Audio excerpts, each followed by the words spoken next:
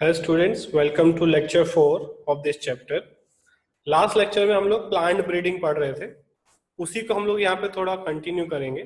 ठीक है, तो प्लांट ब्रीडिंग में हम लोगों ने डिफरेंट स्टेप्स पढ़े थे कि कैसे प्लांट ब्रीडिंग करते हैं। ठीक है, 5 स्टेप्स थे उसमें बेसिकली, अगर हम लोग देखें। ठीक है, तो वो 5 स्टेप हम लोगों ने पढ़ लिए थे, ये सारे स्टेप्स हम लोगों ने देखे थे। ठीक है, क्रॉस हाइब्रिडाइजेशन। ठीक है, तो ये सारे स्टेप्स जो हम लोगों ने देखे, थे ये स्टेप्स, उसको कहाँ यूज किया जाता है। ठीक है, ये हम ऑलरेडी लेक्चर 3 जो हम लोगों ने देखा था उसमें ये सारी चीजें हम लोगों ने देखी। ठीक है, तो ये मेन स्टेप जो हम लोगों ने प्लांट ब्रीडिंग में देखे थे क्या क्या थे? कलेक्शन ऑफ जेनेटिक वेरिएबिलिटी, फिर evolution of selection of parents, cross hybridization किया था हम लोगों ने। उसके बाद जो सैंपल्स मिले उसको सुपीरियर रिकॉम्बिनेंट किस में बना, बेटर क्वालिटीज दोनों पेरेंट की किस में आई, वो देखा था हमने। तो फाइनली हम लोगों ने कमर्शियलाइजेशन। ठीक है, फिर हम लोगों ने ये स्टेप्स को एक एक करके पढ़ा था, तो ये हम लोगों ने लास्ट लेक्चर में कवर अप कर लिया। अब हम बात करेंगे कि कैसे ये जो हम लोगों ने प्लांट ब्रीडिंग करना सीखा, ठीक है, ये सारे जो भी हम लोगों ने टेस्टिंग देखे, ठीक है, उसका हम इम्प्लीकेशन कहाँ करते हैं, यूज कहाँ करते हैं। ठीक है, तो उसी के बेसिस पे हम लोग स्टार्ट करेंगे यहाँ पर लेक्चर 4। ठीक है, तो लेक्चर 4 जो है उसमें फर्स्ट जो हम लोग स्टार्ट करते हैं वो है plant breeding for disease resistance. ठीक है, तो डिजीज रेजिस्टेंस के लिए कैसे हम प्लांट ब्रीडिंग करते हैं, क्या उसका एम है और क्या उसके फायदे हैं। ठीक है, तो सबसे बड़ा प्रॉब्लम क्या है कि plant diseases cause crop losses up to 20-30% और इवन टोटल। ठीक है, तो प्लांट डिजीजेस जो है उसकी वजह से हर साल 20-30% जो है लॉस होता है ईल्ड में। उससे ईल्ड अगर लॉस हो रहा है तो फार्मर को इकोनॉमिक लॉस होगा। ठीक है, अगर फार्मर को इकोनॉमिक लॉस होगा तो कहीं ना कहीं वो जो बाकी जो अमाउंट बचा है 70% उसका प्राइस बढ़ाएगा, जिससे कंज्यूमर को, हमको भी लॉस होगा। ठीक है, फॉर एग्जाम्पल मान लीजिए एक फार्मर है, वो अपने खेत में जो है वो पोटैटो उगाता था और उसमें वो मान लो 100 kgs ऑफ पोटैटो उसके होने वाले थे। ठीक है, वो 100 kg बेचता मान लो 10 रुपए किलो, 20 रुपए किलो के हिसाब से। बट 100 kg में से उसके 30 kg जो है वो डिजीज की वजह से डिस्ट्रॉय हो गए। तो अब वो क्या करेगा, जो बाकी का 70 kg है उसका प्राइस बढ़ा के बेचेगा। तो जो आलू हमको 10 रुपए किलो मिलने वाला था वो 20 रुपए 25 रुपए किलो मिलेगा। ठीक है, तो नुकसान हमको होने वाला है। वो ज्यादा प्राइस नहीं बढ़ा सकता, लोग उससे खरीदेंगे नहीं, तो उसको थोड़ा कम प्राइस में बेचना पड़ेगा, तो फाइनली उसको भी नुकसान होगा, हमको भी नुकसान होगा। ठीक है, तो एक ये इंपॉर्टेंट पॉइंट है यहाँ पर कि लॉस होता है क्रॉप का, और कभी कभी पूरी पूरी क्रॉप जो है वो लॉस हो जाता है उसका, और फार्मर को सुसाइड भी करना पड़ता है। ठीक है, हम सुनते हैं न्यूज में, महाराष्ट्र में बेसिकली बहुत रोज एक फार्मर सुसाइड करता है। तो उसको हम लोग कैसे सॉल्व करें, ठीक है, क्या हम लोग नए टेक्निक्स यूज करें जिससे ये ना हो। ठीक है, disease resistant cultivars enhance food production and helps to reduce the use of fungicides and bactericides. ठीक है, तो डिजीज रेजिस्टेंट क्रॉप्स हम लोग को डेवलप करने हैं, जिससे हम लोग जो केमिकल यूज करते हैं जैसे फंजीसाइड्स और बैक्टीरियासाइड जो हम लोग फार्म में डालते हैं, एक तो वो खरीदना पड़ता है, उसका कॉस्ट फार्मर को देना पड़ता है, वो पैसा उसका खर्च होता है। दूसरा, ये केमिकल जब वो फील्ड में यूज करता है तो उसका पॉल्यूशन, वाटर पॉल्यूशन भी करता है, और वो केमिकल कहीं ना कहीं हमारे खाने में आएगा तो हमको डिजीजेस हो सकते हैं। ठीक है, तो हमें रेजिस्टेंट प्लांट वैरायटी डेवलप करनी है। ठीक है, resistance of the host plant is the genetic ability to prevent the pathogen from disease. ठीक है, तो ऐसे प्लांट डेवलप करने हैं जो डिजीज हो ही ना उसमें। ठीक है, जैसे अगर हम बात करें कुछ प्लांट डिजीज, जैसे फंगल प्लांट डिजीज कौन कौन सी है? ब्राउन रस्ट ऑफ व्हीट, ठीक है, ऐसा दिखाई देगा वो। Red rot of sugar cane, ठीक है, and late blight of potato. ठीक है, तो ये सारे डिजीजेस जो है इसकी वजह से ये क्रॉप्स खराब होते हैं। बैक्टीरियल बात करें तो हम ब्लैक रॉट ऑफ क्रूसीफस। ठीक है, तो ये डिफरेंट डिफरेंट डिजीजेस है जो प्लांट्स में होते हैं। वायरल की बात करें तो टोबैको मोजेक जो है डिजीज होती है, टोबैको मोजेक वायरस है। टर्निप मोजेक डिजीज है, ये हम लोग देख रहे हैं यहाँ पर। ठीक है, तो ये कुछ प्लांट कॉमन डिजीजेस है। अब मेथड्स क्या है for plant breeding for disease resistance? एक तो है कन्वेंशनल ब्रीडिंग टेक्निक्स, ठीक है, जो चले आ रहे हैं पुराने टेक्निक्स, और दूसरा है म्यूटेशन ब्रीडिंग, ठीक है। तो कन्वेंशनल ब्रीडिंग टेक्निक्स क्या होते हैं वो हम लोग देख लेते हैं। स्टेप्स क्या है? Screening germ प्लास्ट for resistant sources, ठीक है।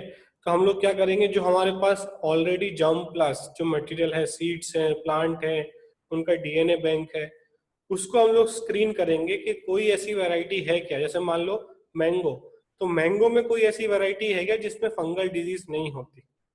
वो वैरायटी अगर हम ढूंढेंगे तो फिर उससे हम लोग शुरुआत करेंगे, ठीक है।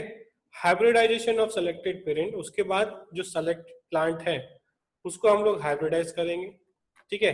जैसे कि ये वायरस रेजिस्टेंट प्लांट है और इसके हाई यील्ड क्रॉप है, तो इन दोनों को हाइब्रिडाइज करा के हम लोग एक प्लांट बनाएंगे जिसमें वायरस रेजिस्टेंस भी होगा और उसका यील्ड भी ज्यादा होगा, वो प्रोडक्ट भी ज्यादा बनाएगा, ठीक है। Testing and release of new variety, जब टेस्टिंग हो जाएगा सब कुछ सही रहेगा तो हम उसे मार्केट में रिलीज करेंगे, ठीक है। Some crop varieties bred by conventional method, ठीक है। जैसे वीट में अगर हम बोले तो हिमग्री वेराइटी हम लोगों ने डेवलप किया, जिसमें leaf and stripe rust and hill burn disease का रेजिस्टेंस आ गया, उसमें ये डिजीज इस वेराइटी वीट की वेराइटी में नहीं होगी। उसी तरीके से ब्रेसिका में पूसा स्वर्णिम, इसको करण राय बोलते ने डेवलप किया, ठीक है। इसमें व्हाइट रस्ट डिजीज नहीं होगा, रेजिस्टेंस आ गया। उसी तरीके से कॉलीफ्लावर में ये आ गया कि ब्लैक रॉट और कर्ल ब्लाइट जो डिजीज है वो नहीं होगी। काउपी में पूसा कोमल करके, तो ये नाम आपको पूछे जा सकते हैं कि कन्वेंशनल मेथड से कॉलीफ्लावर में कौन सी वैरायटी डेवलप की गई, ठीक है। तो इसमें बैक्टीरियल ब्लाइट जो डिजीज होती थी काउपी की, वो इसमें नहीं होगी। तो फार्मर्स अगर ये वाली वैरायटी को यूज करेंगे फार्मिंग में, तो वो ये डिजीज रेजिस्टेंस आ जाएगा, जिसकी वजह से जो 20-30% या कभी कभी 50% लॉस होता है, वो लॉस यहाँ पर उनको नहीं होगा, ठीक है। उसी तरीके से चिली का पूसा सादाबाद, जिसमें ये चिली मोजेक वायरस डिजीज, जो वायरस से होने वाली डिजीजेज है, उससे उसको प्रोटेक्शन मिलेगा, ठीक है। तो हमको यहाँ पर नाम याद रखना है, कौन सी क्रॉप, कौन सी वेराइटी बनी है उसकी, और वो कौन सी वेराइटी कौन सी डिजीज से रेजिस्टेंस है, कौन सी डिजीज उस वेराइटी में नहीं होती, ठीक है। ये हो गया हमारा conventional method for plant breeding, ठीक है। Conventional breeding is constant by the availability of limited number of disease resistant genes, ठीक है। तो ऐसा नहीं है कि हर डिजीज का रेजिस्टेंस नेचुरली मिल ही जाए, किसी ना किसी वेराइटी में रेजिस्टेंस मिल जाए, उसके चांसेस बहुत कम है, लिमिटेड है, ठीक है। Inducing mutation, sudden genetic change in plants and screening them for resistance help to identify desirable genes, ठीक है। तो दूसरा हम क्या करते हैं, रैंडम म्यूटेशंस करते हैं, ठीक है, और देखते हैं उसकी वजह से कुछ फायदा हो रहा है क्या, ठीक है। ये हम लोग जेनेटिक्स में पढ़ेंगे डिटेल में कि कैसे हम लोग म्यूटेशन के थ्रू फायदा पहुंचा सकते हैं। तो हम एक रैंडम म्यूटेशन कर रहे हैं और देख रहे हैं कि जैसे मान लो एक ताला है, वो चाबी फिट नहीं बैठ रही, तो हम चाबी को रैंडमली जो है हम लोग उसे छोटा बड़ा करके कोशिश कर रहे हैं। तो ये रैंडम हम म्यूटेशन कर रहे हैं, जिससे हो सकता है कि वो चाबी जो है ताला खोल दे। वैसे ही यहाँ पे डीएनए को म्यूटेट कर रहे हैं जिससे उसमें डिजीज रेजिस्टेंस डेवलप हो जाए, ठीक है। अब जिसमें ये रेजिस्टेंस आ जाएगा, उन प्लांट्स को मल्टीप्लाई करेंगे और उनको ब्रीडिंग में यूज करेंगे। Other breeding methods are selection amongst somaclonal variants and genetic engineering, ठीक है। तो ये जेनेटिक इंजीनियरिंग और सोमोक्लोनल वेरिएंट जो है वो डिटेल में हम लोग बायोटेक्नोलॉजी में पढ़ेंगे कि हम लोग टारगेट करके एक डीएनए निकाल लेते हैं किसी प्लांट में से और दूसरे डीएनए उस डीएनए को दूसरे प्लांट में डाल देते हैं, दैट इज जेनेटिक इंजीनियरिंग, ठीक है। तो वो हम लोग डिटेल में पढ़ेंगे बायोटेक में। दूसरा यहाँ पर हम लोगों ने देखा mutation breeding. Mutation can create new desirable characters not found in the parental type, ठीक है। तो रैंडम म्यूटेशंस करेंगे और देखेंगे कुछ फायदा पहुंच रहा है क्या, कोई नई वेराइटी डेवलप हो रही है क्या। क्योंकि हमको पता है अर्थ पे भी जितनी भी वेराइटीज हैं, जैसे मैंगो की इतनी सारी वेराइटी है, वो नेचुरल म्यूटेशन की वजह से ही आई है, सारे मैंगो एक जैसे नहीं है, ठीक है। तो क्यों ऐसा हुआ, क्योंकि नेचुरल म्यूटेशन हो रहा है। तो क्यों ना हम आर्टिफिशियल म्यूटेशन करके भी कोई वेराइटी बनाए, ठीक है। एक प्लांट था, उसको जो है रस्ट डिजीज हो जाती थी बहुत इजीली। अब वैसे हम लोगों ने 100 प्लांट लिए, सब में अपना अलग अलग तरह का म्यूटेशन किया, फिर सबके ऊपर डिजीज डाल के देखा, फंजाई डाल के देखा, और देखा कि एक प्लांट में जो है फंगल डिजीज नहीं हो पा रही, तो उसमें कुछ म्यूटेशन की वजह से ऐसा चेंज आया जिससे वो डिजीज रेजिस्टेंस हो गया। तो बाकी 99 को निकाल देंगे, जिसमें रेजिस्टेंस आ गया उसको अब मल्टीप्लाई करके हम उसका एक बैंक बनाएंगे और उसके सीड्स को हम लोग मार्केट में बेचेंगे, जिससे जब फार्मर उस सीड को लगाएगा तो उसमें फंगल डिजीज होने के चांसेस नहीं। ठीक है, तो mutation breeding is the breeding by mutation using chemical और रेडिएशन। ठीक है, तो केमिकल को यूज करके या रेडिएशन यूज करके हम लोग म्यूटेशन लाते हैं to produce plant with desirable characters. ठीक है, अगर मैं एकदम आसान भाषा में समझाऊं, कोई इंसान है और हमें चाहिए कि भाई जैसे कि मान लो राहुल गांधी है, ठीक है, शक्ल वकल तो ठीक है बट दिमाग नहीं है, तो अगर सोनिया गांधी चाहे कि ऐसा करते हैं स्पीच देने के लिए हम एक राहुल गांधी जैसा दिखने वाला इंटेलिजेंट आदमी ढूंढ लेते हैं, है ना, एक ऐसा आदमी ढूंढ लेते हैं जिसमें दिमाग है, उसकी शक्ल जो है वो राहुल गांधी से मैच होती है। तो जब स्पीच देने भेजना होगा तो हम वो डुप्लीकेट को भेज दिया करेंगे, तो वो स्पीच देने में गड़बड़ नहीं करेगा। नहीं तो राहुल गांधी तो स्पीच में सब गड़बड़ कर देता है।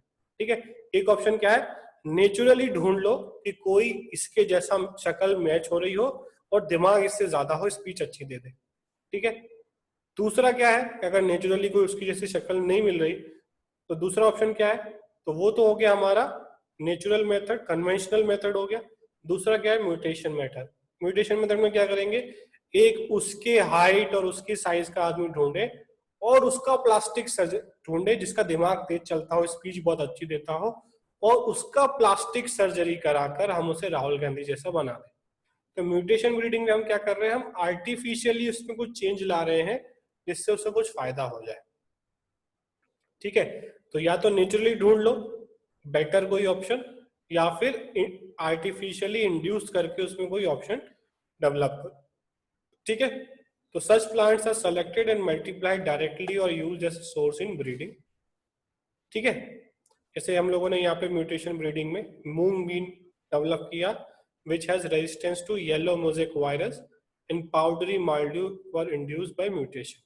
ठीक है, तो हम लोगों ने ये जो है डिजीज जो है इसमें डेवलप रेजिस्टेंस लाया, येलो मोजेक वायरस और पाउडरी माइल्ड्यू डिजीज का जो हम लोगों ने रेजिस्टेंस म्यूटेशन ब्रीडिंग से लाया मूंग बीन के अंदर, जिससे उसका ईल्ड बढ़ेगा, फार्मर उसको ग्रो करेगा।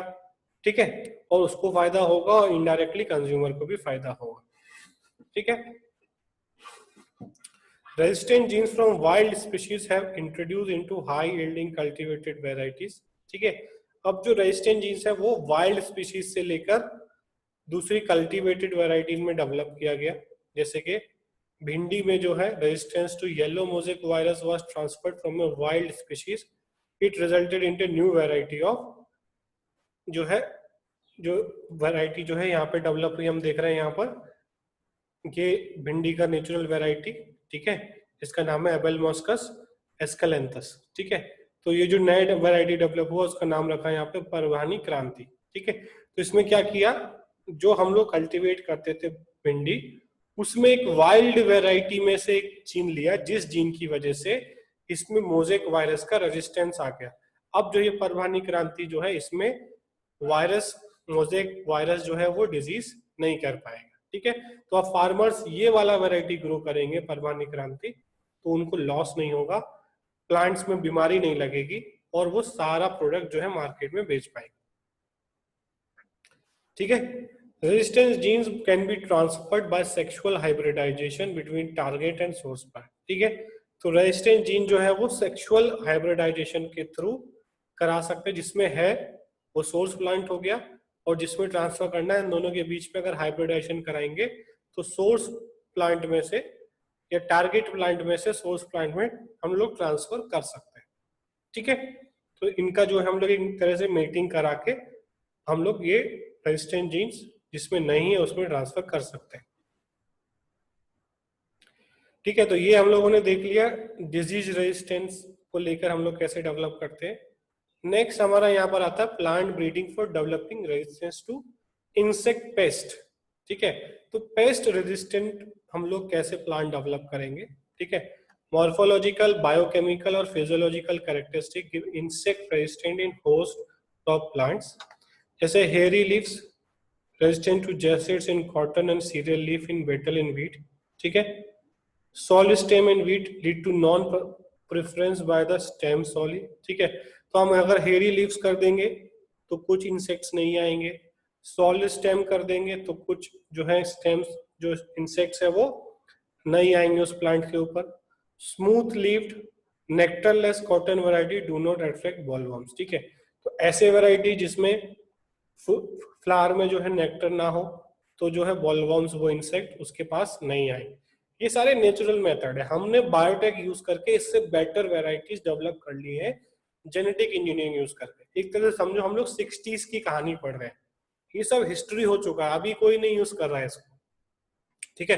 तो हम ब्रीडिंग का हिस्ट्री पढ़ रहे हैं, आज क्या चल रहा है आगे क्या होगा वो हम लोग बायोटेक्नोलॉजी में पढ़ेंगे। इतना ध्यान रखना, ये सारी चीजें अब नहीं यूज होती है, ये 10 साल 20 साल पहले या जो अनडेवलप्ड कंट्रीज है उनमें यूज हो रहे हैं।